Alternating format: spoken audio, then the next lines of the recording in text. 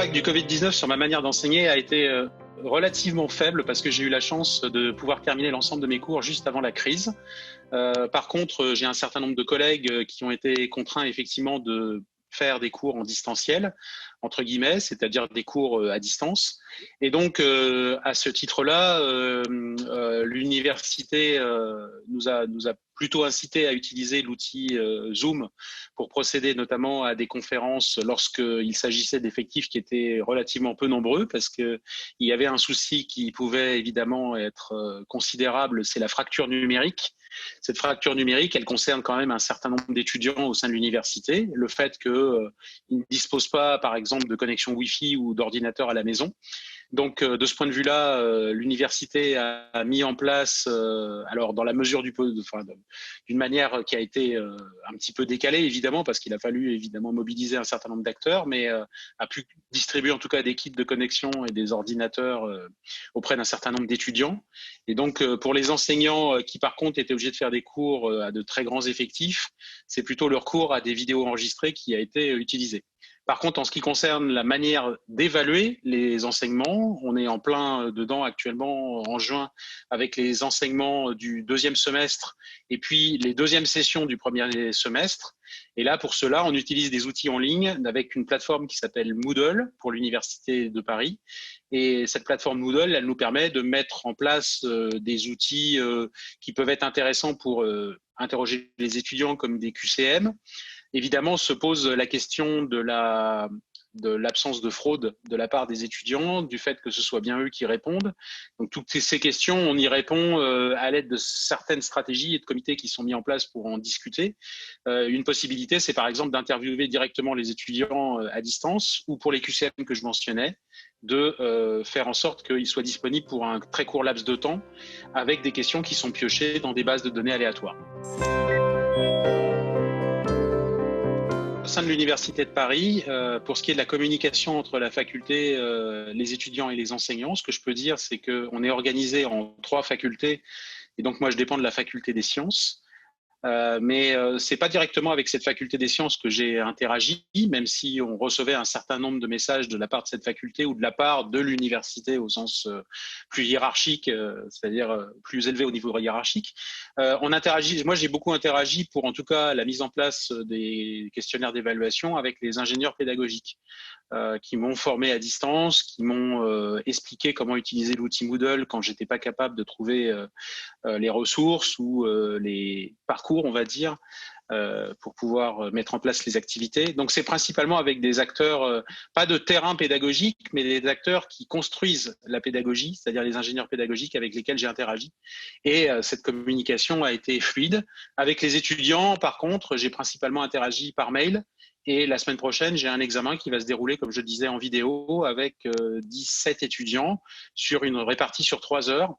Donc, ce que je fais, c'est que je vais leur poser des questions qui seront toutes différentes pour chacun des étudiants, de sorte à ce que personne ne soit préparé à des questions toutes faites, de l'étudiant 1 à l'étudiant 2 ou de l'étudiante 1 à l'étudiante 2.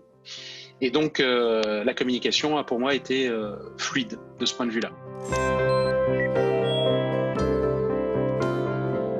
Oui, on va être amené à le faire car l'anticipation de par l'université qui est très difficile à faire quel que soit le niveau. L'anticipation, c'est de travailler en format hybride. Donc hybride, ça veut dire présentiel et distanciel, c'est-à-dire en présence des étudiants et pas en absence des étudiants, mais à la distance des étudiants. Et donc ce travail doit être encore formalisé. Je ne sais pas encore sous quelle forme. Moi, je sais que j'avais très rapidement les années précédentes pour des étudiants qui n'étaient pas capables d'assister au cours en amphi, procéder à des enregistrements de vidéos. Donc je pense que moi, ce que j'aimerais, c'est changer mon format d'enseignement, le fragmenter un peu plus en termes de temps, c'est-à-dire clairement, pour moi, un cours de 1h30 en présentiel doit déjà, lui, entre guillemets, être fragmenté. Et au bout de 30 minutes, il est très difficile de garder l'attention de plus de 50% de l'auditoire. Donc, ce que je pense mettre en place, c'est peut-être des enseignements qui seraient basés sur ces vidéos de 10 minutes, 15 minutes, mais par contre, avec des interactions après lecture des vidéos quand les étudiants le souhaitent, d'un travail, entre guillemets, de synthèse pour vérifier que les étudiants ont bien compris. Donc, je ne sais pas encore comment ça va être mis en place. Ça pourrait très bien être, ils regardent une vidéo de 10 minutes sur un point particulier du cours, et puis à un moment donné dans la semaine, je retrouve l'ensemble des étudiants pour discuter de cette vidéo et des points les plus importants, avec peut-être des QCM que je pourrais corriger pendant la session.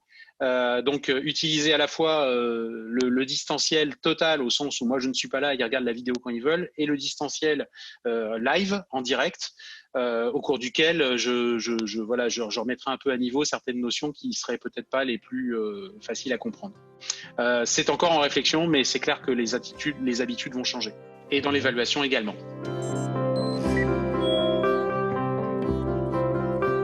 Il y a 3 aspects par rapport à la toute dernière remarque que vous faites. Le premier aspect, c'est qu'effectivement, est-ce que ça va emporter l'ensemble du corps professoral?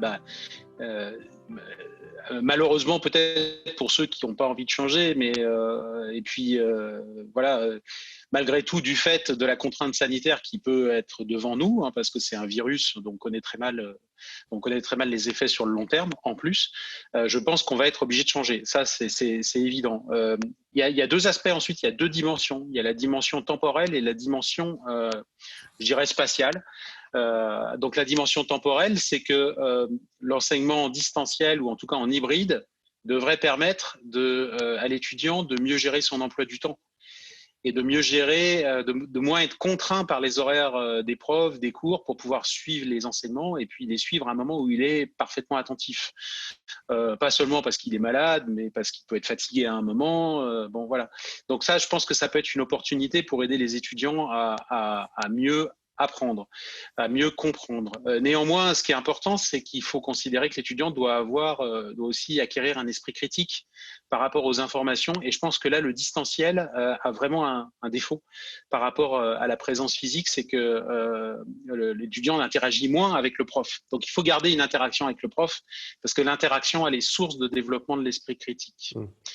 Dans le temps, ça veut aussi dire que un étudiant, il peut très bien choisir de ne pas travailler du tout la biochimie en septembre et puis de la travailler beaucoup en octobre parce qu'il trouve que c'est plus logique, parce qu'il pense que voilà. Donc, malgré tout, si on est obligé de considérer du présentiel, ce calendrier ne pourra pas être complètement libre. Donc, je pense que le calendrier sera plus libre pour les étudiants et c'est mieux. Je pense que le souci peut être quand même que s'il y a trop de distanciel, le développement de l'esprit critique sera plus difficile. Et je pense enfin que par rapport à tout ça, il faut absolument qu'il y ait, s'il y a un format hybride qui se crée, un minimum de présentiel. Maintenant, sur l'aspect, je dirais, plus spatial, on fait des cours dans des amphis de 100 personnes, 300 personnes, parfois 500 personnes. Beaucoup de personnes sont présentes, parfois moins parce que voilà, il y a moins d'effectifs en L3 qu'en L1, par exemple. Licence 3 par rapport à les licences 1. Mais ce que je vois par rapport au distanciel, c'est qu'il y pourra peut-être une possibilité d'ouvrir les cours à des étudiants qui sont hors universitaires dans le cadre de parcours qui seraient plus libres. Donc, ce qu'il faudrait, c'est qu'au niveau ministériel, il y ait une réflexion sur aussi les parcours pédagogiques, en lien évidemment avec le développement des compétences pour les masters ensuite, notamment pour les masters, et donc pour les étudiants en licence. Par exemple, si on est intéressé par le cervelet et qu'il n'y a pas d'UE sur le cervelet dans son université, donner la possibilité à des étudiants de pouvoir suivre cette UE alors qu'ils n'y sont pas inscrits. Après, il y a toute une problématique qui est inscription des cours, les droits d'inscription, ce genre de choses. J'imagine aussi que le distanciel et le présentiel vont changer les coûts économiques pour les universités. Je ne sais pas dans quel sens, parce qu'il y a possiblement moins d'assurance peut-être à payer, il y a peut-être des licences de logiciels à payer. Et donc, du coup, d'un point de vue économique, il y a des inconnus. Ça peut être positif, ça peut être négatif. Reste à savoir après, si c'est positif, comment l'argent peut être réinvesti au bénéfice des étudiants et des personnels. Voilà. Donc, je pense qu'il y a tout un tas de problématiques qui se posent sur le court terme. Le format hybride, comment on le met en place. Sur le moyen terme, est-ce qu'on en profite pour changer dans le temps notre manière d'enseigner, et sur le long terme, avec la problématique des coûts économiques, de l'ouverture à d'autres universités, dont des universités étrangères, d'où la question aussi de la langue d'enseignement. Et voilà. Donc, Je pense que c'est une période qui peut être angoissante pour certains, mais qui, de mon point de vue, est quand même assez excitante aussi. Il faut prendre le positif quand il y a du malheur, malheureusement. Et là, je pense que ça peut être aussi une manière de nous réinventer. Je pense qu'on est trop souvent resté au format du cours de 1 heure et demie, traditionnel, qui convient vraiment pas à une grande partie des étudiants, parce que les étudiants, les étudiants ne seront pas tous plus tard de futurs profs, et ils n'ont pas tous cette capacité nécessairement de suivre 1 heure et demie, et ils ont d'autres dons. Et donc, je pense que là, on est face à une défiance, des peurs, mais je pense aussi des opportunités.